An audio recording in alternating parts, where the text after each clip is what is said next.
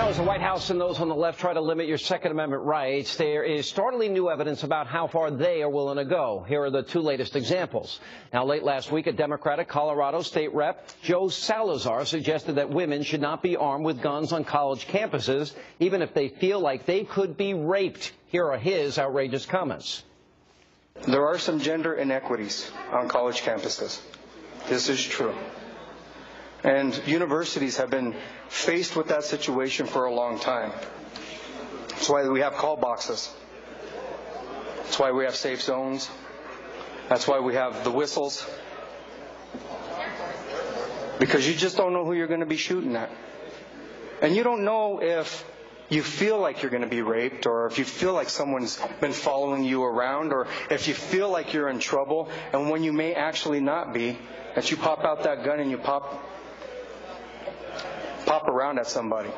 Pretty unbelievable. Now, of course, the Democratic lawmakers sort of kind of given one of those if I offended anybody apologies, but he's not the only one on the left who wants to disarm Americans. We've also learned that the NRA has gotten its hands on an internal Justice Department memo that talks about, quote, mandatory gun buybacks. That sounds a lot like mandatory confiscation of firearms. Watch this.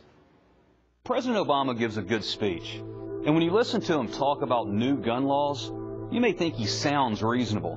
But what happens when you look at the details behind the president's policies?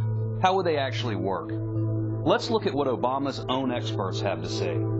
This internal Justice Department memo says, quote, an assault weapons ban is unlikely to have an impact on gun violence. Unlikely, that is, unless it comes with something else. Obama's experts say that a gun ban, like the one being debated right now in Congress, will not work without mandatory gun buybacks. Mandatory gun buyback. That's government confiscation of legal firearms owned by honest citizens. That's pretty scary. Joining me now with reaction from townhall.com, Katie Pavlich, nationally syndicated radio talk show host, Leslie Marshall, both Fox News contributors. So now I see, Leslie, you got Joe Todd Aiken Salazar in the Democratic Party. Let's just remind everybody, selective moral outrage, Democrats about Todd Aiken. Let's just remind everybody. The Republican Party has a major grassroots problem, which is that a good part of its grassroots now celebrate ignorance. It's more than abortion and women's rights. This isn't just about one person. This isn't just about Aiken. This isn't a one-off. This isn't a misspeak. This is an agenda. This is an idea. This is a theocracy that's embedded in the GOP. If he doesn't, the Romney-Ryan ticket is going to be tarred with this feather for the entire campaign. As far as the GOP, this is going to be devastating if he stays in, because they have two big issues, the Hispanic vote and the female vote, and it gives them the ultimate poster boy. They're in trouble. For all of the outrage, and there's a lot of it being directed towards Mr. Aiken by Republican higher-ups, it is also worth pointing out that the official party platform that's being voted on today in Tampa, ready, sitting down, it backs the position of Mr. Aiken, somewhat, parts of it anyway. No, it did not. But where's the outrage here, Leslie? Well, I wasn't in any of those video clips, and the reason is I don't feel that left or right, that's a political issue, quite frankly, Sean. I think it's a very male against female issue. They're too emotional. Oh, you can't get pregnant if you're raped. I think both Aiken and Salazar were offensive with what they said, and there are a lot of men left and right who feel that women have emotional instability, whether it comes to a gun, hand-to-hand combat in our military, and the list goes on. So I think it's a sexism issue, not Katie, a political issue. Call boxes, safe zones, whistles. Is he serious here? If a well, woman's first of all, right. First of all, I want to point out that Leslie Marshall actually wrote an op-ed that was titled, Todd Aiken is the reason why, and there's proof that there's a war on women. So for her to say that she hasn't politicized that isn't exactly that's what true. I said. That backs up exactly what I just said. So, well, you said it wasn't political. So anyway, back to the comments made by the man in Colorado, Mr. Salazar, about the call boxes and the whistles.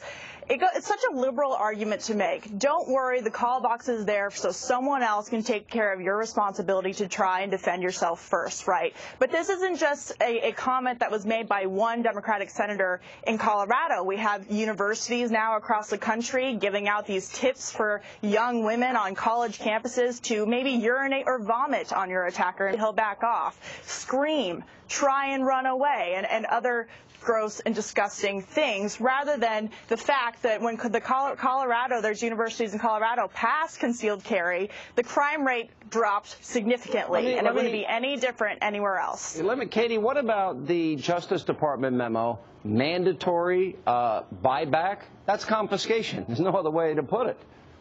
Well, this Justice Department memo, it proves exactly the record that we've seen from Attorney General Eric Holder and President Obama. People forget how radical President Obama really is on gun control. Let's not forget that when he was in Illinois, he voted against homeowners being able to defend themselves inside their home with a firearm against violent attackers. When he was in Illinois, he supported the ban of handguns, the manufacture and transfer of handguns. His Attorney General in the 1990s said we need to brainwash kids in our schools against guns. Leslie, you get the last word.